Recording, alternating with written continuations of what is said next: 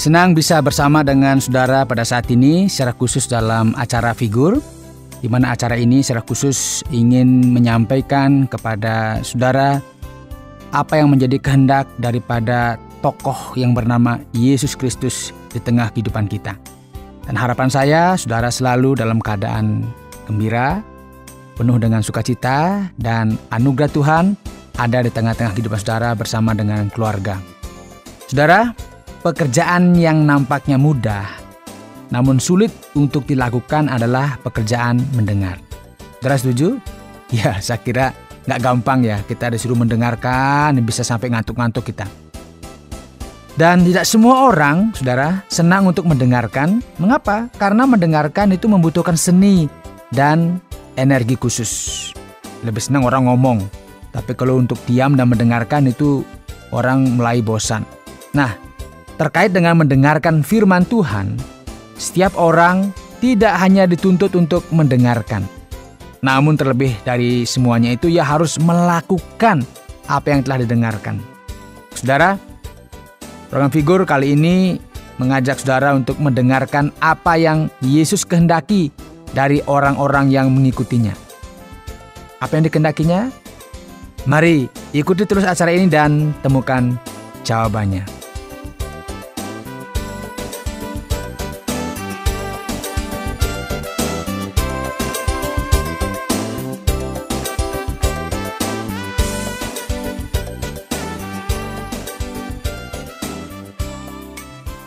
Saudara, dalam kitab suci secara khusus dalam kitab Injil, beberapa kali dijelaskan bahwa orang-orang berbondong-bondong mengikuti Yesus. Berbondong-bondong ini artinya banyak orang. Kadang-kadang dikatakan berkerumun, artinya banyak. Kalau seperti di pasar itu kan, kalau ada orang zaman dulu tuh, ada yang jualan obat, biasanya ramai orang datang mengerumuni, ingin tahu apa yang terjadi. Nah, salah satu peristiwa adalah tatkala ia mengajar di tepi danau Galilea. Seperti yang dicatat dalam kitab Injil Markus, dikatakan, pada suatu kali Yesus mulai pula mengajar di tepi danau. Maka datanglah orang banyak yang sangat besar jumlahnya mengerumuni dia, sehingga ia naik ke sebuah perahu yang sedang berlabuh, lalu duduk di situ. Sedangkan semua orang banyak itu di darat di tepi danau itu. Saudara, menurut catatan sejarah, penduduk Israel pada masa Yesus itu berjumlah sekitar 800.000 jiwa. Dan kebanyakan mereka tinggal di provinsi Galilea, dan sisanya ada di daerah perkotaan seperti di Yerusalem. Pada saat Yesus mengajar, memang saudara tidak dijelaskan itu berapa jumlah orang yang hadir setiap kali yang mengajar. Namun memang hanya dijelaskan berbondong-bondong. Namun kitab suci menjelaskan bahwa ada kerumunan orang yang sangat besar jumlahnya. Dan sampai-sampai Yesus harus naik ke atas perahu. Untuk apa saudara? Karena kalau dia ada di darat itu dikerumuni banyak orang, apalagi di pinggir danau, itu memang akhirnya bisa terdesak ya. Karena itu dia naik ke perahu, kemudian dari atas perahu dipegang oleh para murid, dia bisa mengajar dengan leluasa kepada orang banyak yang saat itu berkerumun di tepi danau. Saya bisa bayangkan dia harus betul-betul suaranya keras dan orang bisa mendengarkan, apalagi di pinggir danau saudara, itu kan ada angin, ada ombak, itu banyak gangguannya. Tetapi mereka harus berjuang untuk mendengarkan apa yang dikatakan, dan Yesus juga berjuang untuk mengajarkan supaya mereka mengerti dengan jelas. Nah, demikian juga saat Yesus menyampaikan khotbahnya yang dikenal dengan khotbah di atas bukit. Mengapa di atas bukit saudara? Ya, karena dengan dia naik ke tempat yang lebih tinggi, maka suaranya akan terdengar lebih jelas, mengingat begitu banyak orang yang ingin mendengarkan pengajarannya. Begitu antusiasnya orang-orang yang datang kepada Yesus dengan jumlah yang sangat fantastis. Tentu ini menjadi fenomena tersendiri pada masa itu. Karena kabar selalu terdengar, oh begitu orang rame-rame, itu biasanya bilang, itu ada Yesus di sana. Dan Yesus menjadi pusat perhatian dari masyarakat, baik dari kalangan bawah sampai kalangan menengah ke atas. Dari orang yang tulus ingin belajar kepada Yesus sampai kepada orang yang ingin hanya mencoba dia, bahkan mencari-cari kesalahannya. Ini ada banyak motivasi. Dan Yesus, saudara, tidak hanya mengajar, namun ia juga melakukan tanda-tanda ajaib. Dan tanda-tanda ajaib ini memang tidak bisa dilakukan oleh guru-guru yang lainnya atau pengajar-pengajar lainnya yang berasal dari kalangan orang-orang Farisi dan juga para ahli-ahli Taurat. Nah, sekalipun begitu banyak orang yang datang kepadanya untuk mendengarkan ia mengajar dan juga untuk melihat serta mengalami kuasa Tuhan, karena ketika dia mengajar, orang sakit disembuhkan, ya. Ketika dia mengajar, orang buta disembuhkan. Banyak orang yang datang dan mengalami kuasa Tuhan. Namun bagi Yesus hal itu tidaklah cukup.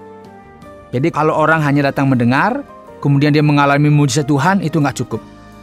Karena itulah dalam sebuah kesempatan, ya, Yesus mengingatkan orang-orang yang selalu mengikutinya dan ingin mendengarkan pengajarannya. Ia mengatakan seperti ini. Mengapa kamu berseru kepadaku, Tuhan, Tuhan, padahal kamu tidak melakukan apa yang aku katakan? Setiap orang yang datang kepadaku dan mendengarkan perkataanku serta melakukannya, aku akan menyatakan kepadamu dengan siapa ia dapat disamakan. Ia sama dengan seorang yang mendirikan rumah. Orang itu menggali dalam-dalam dan meletakkan dasarnya di atas batu.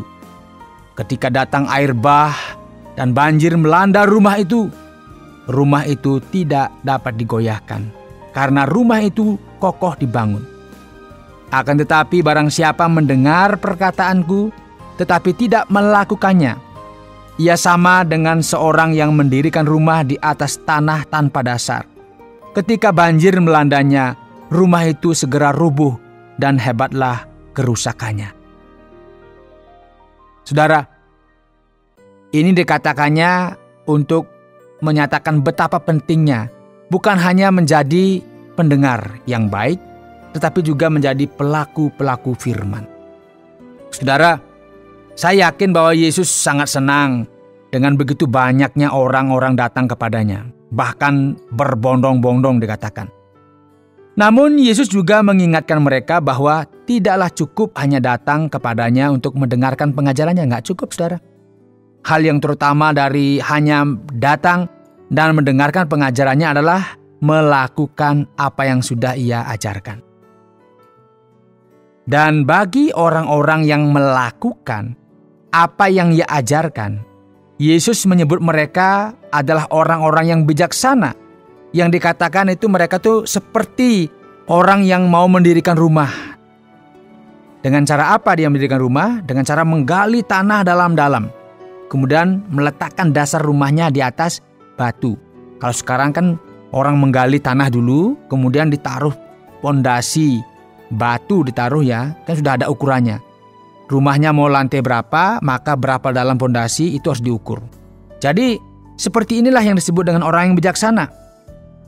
Ketika mau bangun rumah, dia gali tanah dalam-dalam, kemudian meletakkan dasar rumahnya itu di atas batu, artinya ada batunya. Nah, orang-orang yang demikian dikatakan, ketika ada banjir, dan banjir itu melanda rumahnya, maka dikatakan rumah itu tidak roboh.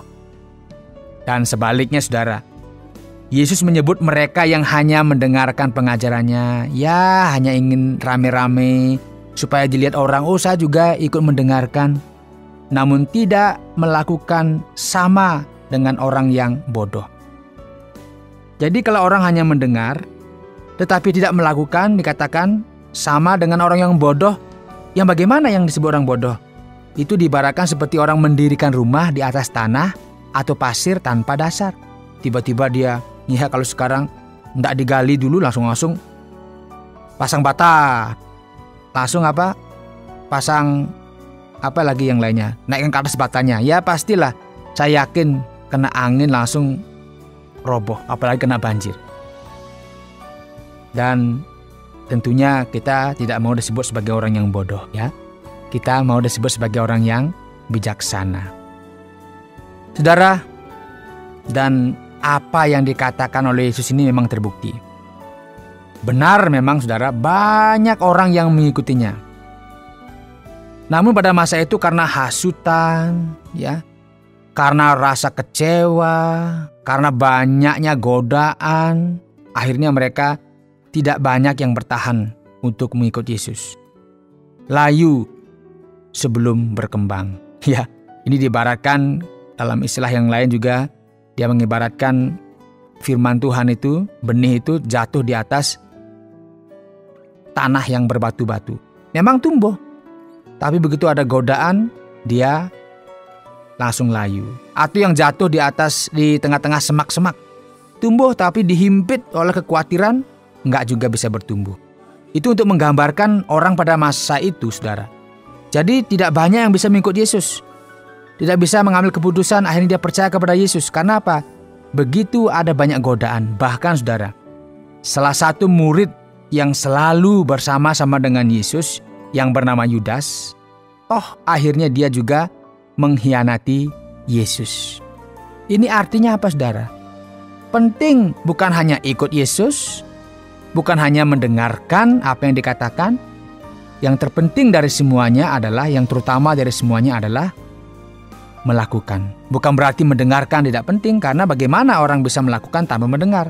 Tapi jangan berhenti hanya sampai mendengarkan. Jangan hanya berhenti sampai mengamati. Jangan hanya berhenti sampai kepada kita mengkoreksi harus begini begitu. Tidak. Tetapi yang penting dari semuanya adalah melakukan. Karena firman Tuhan adalah firman yang menghidupkan. Karena firman ini firman berasal daripada Tuhan, maka firman itu akan selalu memberikan dampak yang sangat-sangat besar bagi setiap orang yang melakukan. Saudara yang dikasihi oleh Tuhan, Yesus menghendaki setiap orang yang mendengarkan pengajarannya mengambil sikap untuk melakukannya di dalam kehidupannya. Sebab orang-orang yang melakukan apa yang Ia ajarkan adalah orang-orang yang bijaksana. Dan saya yakin, ya, kita senang bila disebut sebagai orang-orang yang bijaksana dalam kehidupan ini. Karena itu, jadilah pelaku-pelaku firman Tuhan. Dan saudara akan disebut sebagai orang yang bijak. Amin.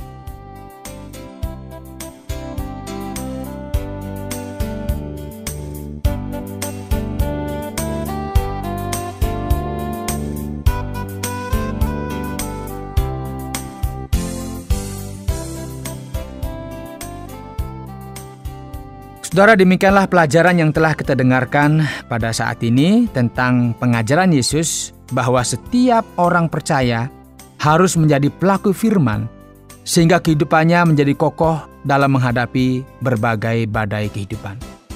Dan saudara dapat belajar lebih banyak lagi tentang pribadi Yesus, tentang pengajarannya, tentang apa yang menjadi kehendaknya melalui program Figur yang disiarkan melalui radio kesayangan saudara ini, atau juga melalui media-media yang lainnya.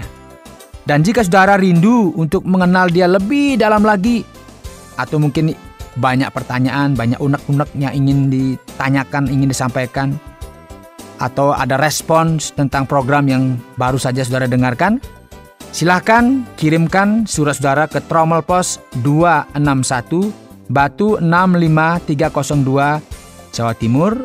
Atau jika saudara ingin menggunakan SMS, silahkan kirimkan SMS dengan cara ketik nama saudara, tulis nama, kemudian spasi, tulis Figur, kemudian spasi, baru tuliskan entahkah pertanyaan atau respons saudara, dan kirimkan ke 081 333 777 386. Sekali lagi ke 081 333 777 386. Sampai jumpa pada pelajaran berikutnya.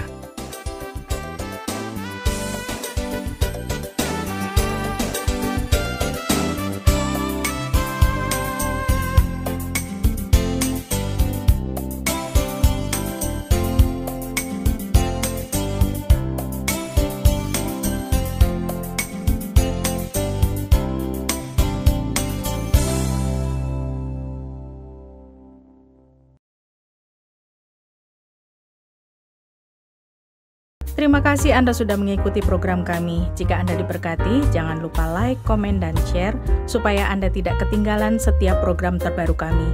Jangan lupa juga untuk subscribe channelnya dan nyalakan loncengnya. Jika Anda ingin mendukung pelayanan kami, bisa melalui rekening kami berikut ini atau menghubungi kami di sini.